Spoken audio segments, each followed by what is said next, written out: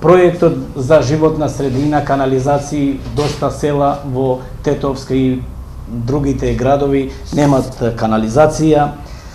Потоа проектот за археолошки истражувања, реставрација на Тетовското кале, проект кој требаше да се реализира од 2008 до 2010, 3,3 милиони евра, не е реализиран.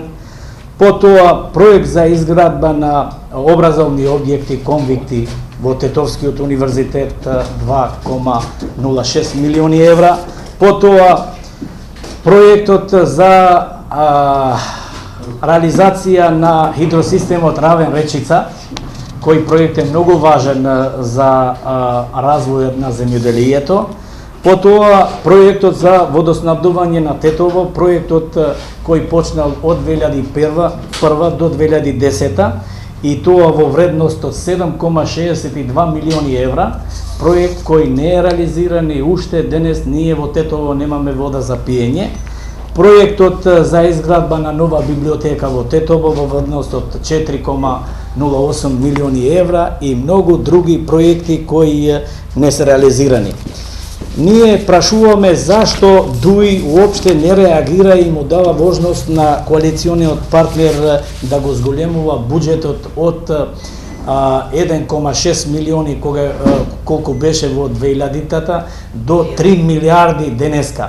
И тоа имаме покачување на буџет за 226%.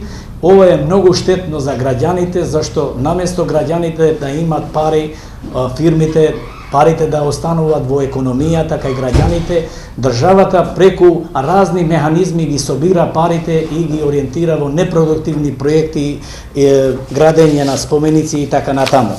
Ние не се согласуваме со 100% зголемување на долгот на државата. Во 2008 беше 1,3 милиони евра, денеска имаме 2,7 милиарди евра долг и тоа што треба да го плаќат граѓаните. Не се согласуваме со начинот како функционира државата, поготово дека не се согласуваме со казните, казнената полика. Според статистиките годишно владата собира 40 милиони евра казни и тоа за 2 милиони евра, за 2 милиони луѓе треба да плаќат, значи 40 милиони евра казни и други административни такси кои се многу големи, им доаѓа по 20 евра на член на семејство да плаќат казни.